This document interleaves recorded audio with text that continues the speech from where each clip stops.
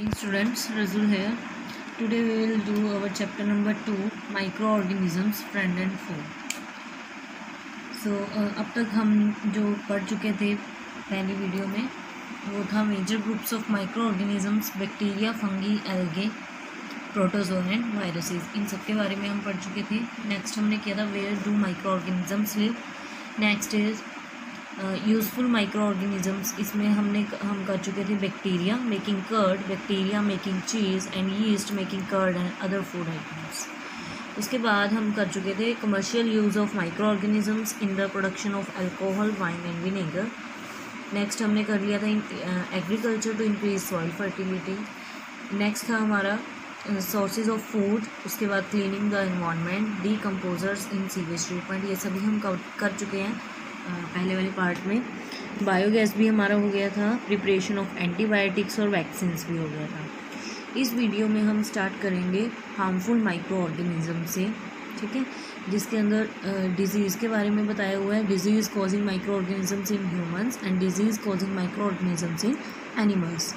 And our last topic is food preservation, methods of food preservation and what happens if food is not preserved properly. Today we will study about harmful microorganisms. Harmful microorganisms. The most talked about microorganisms are the harmful ones. These are the ones that get their names in newspapers, on TV and radio for the diseases they cause. Disease causing microbes are called pathogens. जो microbes disease को cause करते हैं उनको pathogens कहते हैं. They cause diseases in human beings, animals and plants. They can kill living organisms.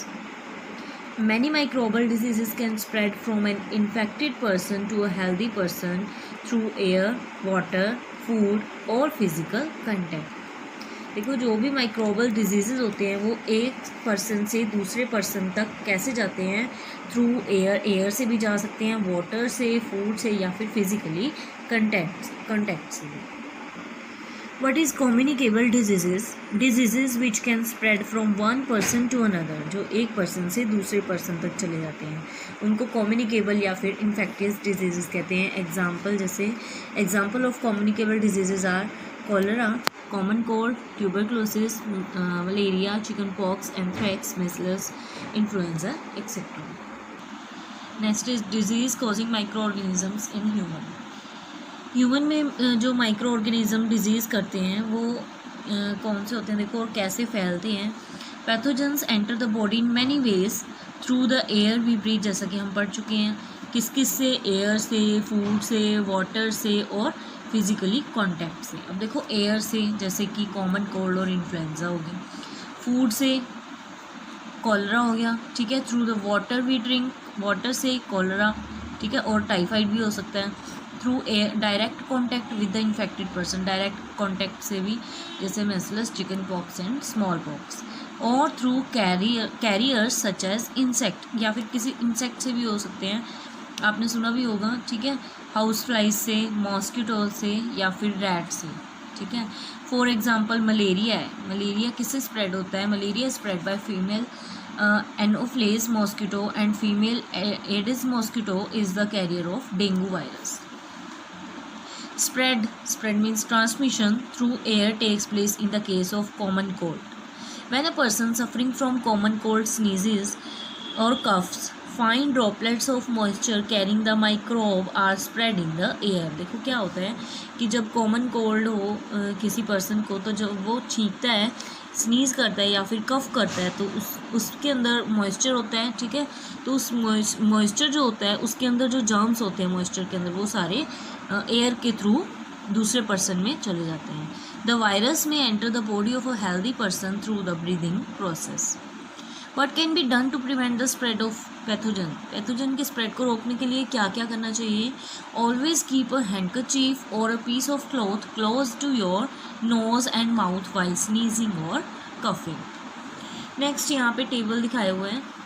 Some common human diseases caused by micro organisms, जैसे कि first यहाँ पे डिजीजेस के नेम लिखे हुए हैं। मोड ऑफ ट्रांसमिशन मतलब वो किससे फैलता है, और प्रिवेंशन क्या करनी चाहिए, मतलब क्या क्या हमें करना चाहिए इसको रोकने के लिए। जैसे फर्स्ट है कोलरा बैक्टीरिया से फैलने वाला डिजीज़ है, ठीक है। और मोड ऑफ ट्रांसमिशन क्या है, वाटर या फिर फूड। और करना क्या चाहिए, इन सब के लिए एक ही है, ठीक है। टाइफाइड के लिए भी, टाइफाइड एयर से फैलता है, वाटर से भी फैलता है, ठीक है। तो जनरल प्रिवेंटिव मेजर्स क्या हैं इसके लिए, drink boiled water, eat properly cooked food, maintain good sanitation, keep personal articles of the patient away from those of others, get vaccinated at proper age. Next one is tuberculosis, ये भी air से होता है। Keep the patient and his personal articles in complete isolation from others, दूर रखना। Administer BCG vaccines. Next है virus से कौन कौन से डिजीज़ होते हैं, देखो मेसलस एयर से होते हैं, उसके लिए क्या करना चाहिए रोकने के लिए, keep the patient and his personal article in complete isolation from others. Next is chicken pox, air से भी हो सकता है और कॉन्टैक्ट से भी, फिजिकली कॉन्टैक्ट से भी हो सकता है, और इसके लिए गेट वैक्सीनेटेड, वैक्सीनेशन कराना ज़रूरी है। पोलियो भी एयर और वाटर दोनों से हो सकता है, और हेपेटाइटिस B भी वाटर से होता है, ठीक है। और इसके लिए क्या करना चाहिए, drink boiled water and get vaccinated. Next is by protozoa, protozoa से मलेरिया होता है, ठीक है। इसका मोड ऑफ ट्रांसमिशन है mosquitoes. Do not allow water to collect in the surrounding so as to prevent breeding of mosquitoes, मतलब कहीं पे भी ऐसा नहीं होना चाहिए कि कहीं पे पानी इकट्ठा होया हुआ है, ठीक है, क्योंकि वो चीज़ मॉस्किटोज के पैदा होने की जगह बन जाती है। Spray kerosene on the surface of water, this kills larva of mosquitoes by blocking oxygen, मतलब उसके ऊपर अगर कहीं पे पानी इकट्ठा भी हुआ है तो उसके ऊपर केरोसिन स्प्रे करनी चाहिए। उससे क्या होता है कि जो लार्वा होते हैं, एग्स होते हैं जो मॉस्किटोज के, उनको ऑक्सीजन नहीं मिल पाती तो वो मर जाते हैं। Use mosquito nets and repellents. Next one is disease causing micro organism in animal and plant. अब तक जो हमने पढ़े थे डिजीज़ वो सभी डिजीज़ ह्यूमन वाले थे, ठीक है। अब देखो एनिमल्स में कौन कौन से डिजीज़ होते हैं। Disease caused by micro organisms in animals and plants are given in table. जैसे foot and mouth disease cattle में जो होते हैं, ठीक है, उसका कॉज क्या है, वायरस की वजह से होते हैं। ये एजेंट क्या है, वायरस। एंथ्रेक्स डिजीज़ वो भी कैटल में होते हैं, बैक्टीरियम। और स्लीपिंग सिकनेस कैटल्स में, पिग्स में या हॉर्सेस में होते हैं, ये किसकी वजह से होता है, प्रोटोजोआ की वजह से। और common diseases caused by micro organism in plant में देखो कैसे होते हैं, रस्ट ऑफ वीट के ऊपर रस्ट लगना, ये किसकी वजह से होता है, फंगी की वजह से।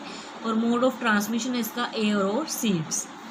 सिट्रस कैंकर ये बैक्टीरियम की वजह से होता है और मोड ऑफ ट्रांसमिशन है air. Next is yellow mosaic disease of lady finger, जिसको ओकरा भी बोलते हैं, वो वायरस की वजह से होता है और मोड ऑफ ट्रांसमिशन है इसका insect.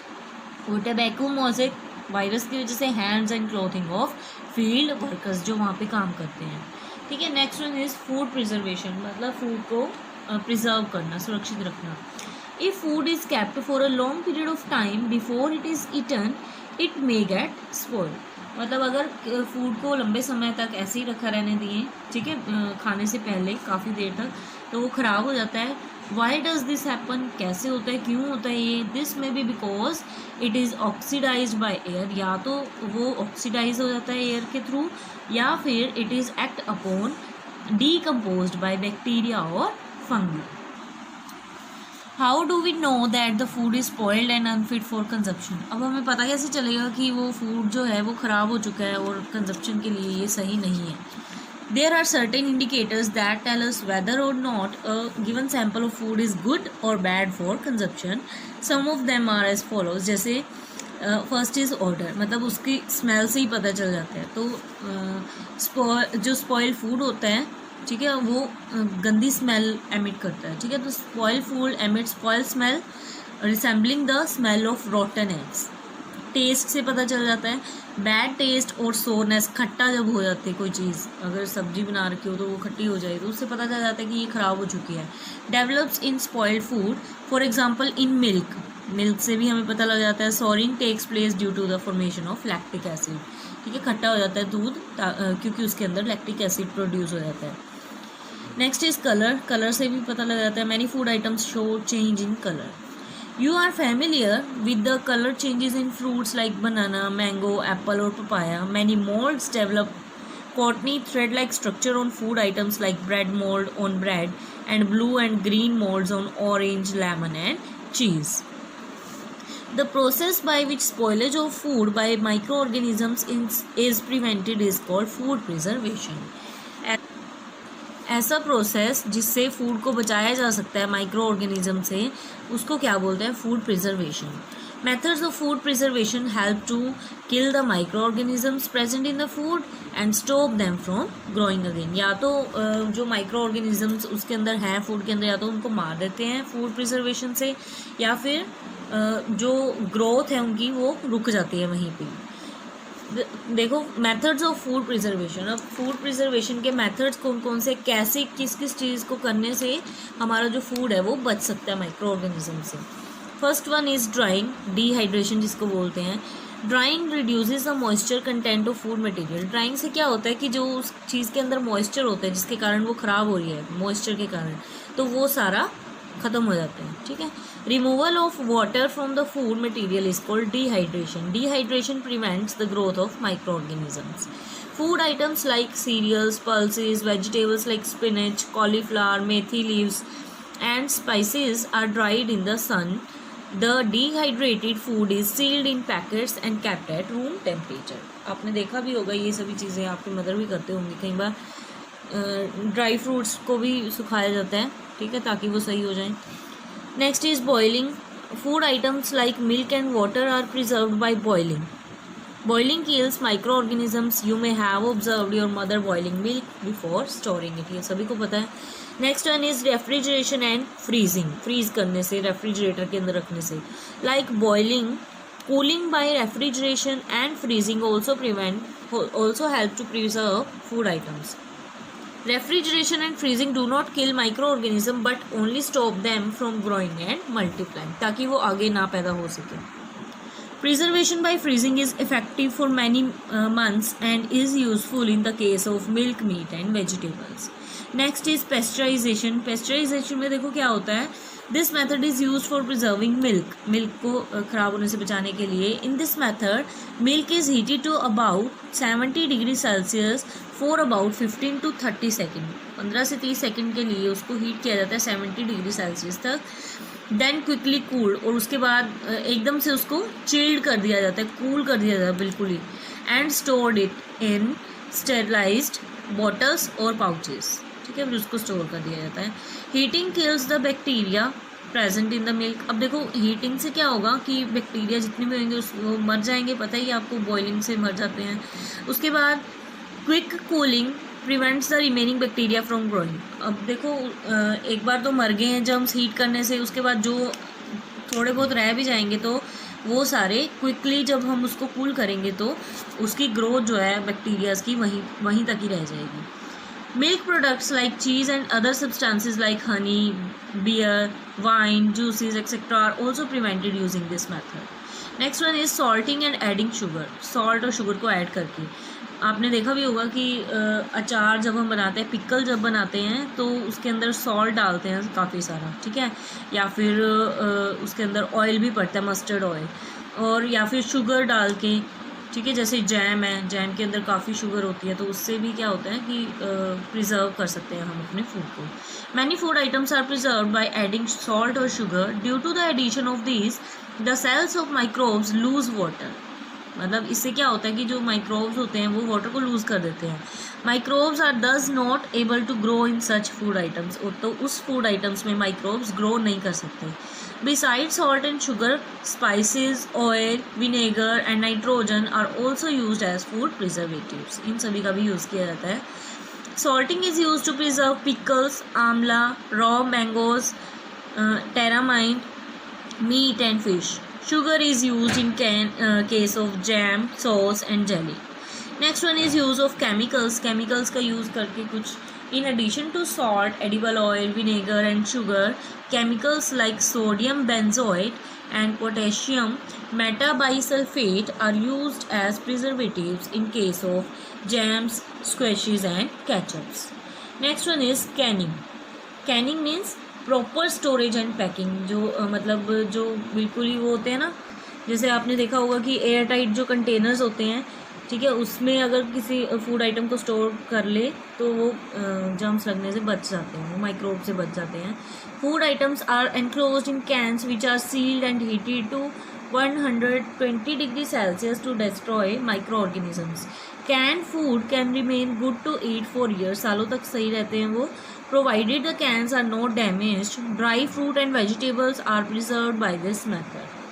Next one is what happened if food is not preserved properly. क्या होगा कि अगर हम फूड को अच्छे से प्रिजर्व नहीं करेंगे. Consumption of any food item which is not preserved properly can lead to food poisoning. मतलब अगर कोई ऐसा फूड आइटम है जो ख़राब हुआ है, अगर उसको हम खा लेते हैं तो फूड पॉइजनिंग होने का खतरा रहता है. Diarrhoea, vomiting and abdominal pain, पेट में दर्द, ये सभी हो जाते हैं, ठीक है, are the common symptoms of food poisoning. Bacteria and fungi cause food poisoning. They produce toxic substance, toxins जिसको बोलते हैं, in the food items in which they grow. So our chapter is done now. कुछ definitions है वो देख लेते हैं एक बार. फर्स्ट डेफिनेशन है micro organism. What is micro organism? Tiny organism that are not visible to the unaided eye. Next one is germs or pathogens. Disease causing microorganisms. Fermentation, the process of conversion of sugar in the absence of oxygen into alcohol. Nitrogen fixation, the process of fixation of atmospheric nitrogen into suitable forms. मतलब कि atmosphere nitrogen को nitrates में change करना, उसको कहते हैं nitrogen fixation. Antibiotics क्या होते हैं? The chemical substances produced by micro organisms such as fungi and bacteria which kill or stop the growth of disease causing microorganisms. Next is vaccines, the substances used to produce immunity to diseases in the living body. Next is immunity, the ability of the body to resist a disease by natural or artificial means. Next is food preservation, the process by which spoilage of food by microorganism is prevented. Next one is dehydration, removal of water from the food materials. So ये हमारी definition थी. हमारा chapter complete हो चुका है. Share and subscribe my channel if you like. Thanks for watching.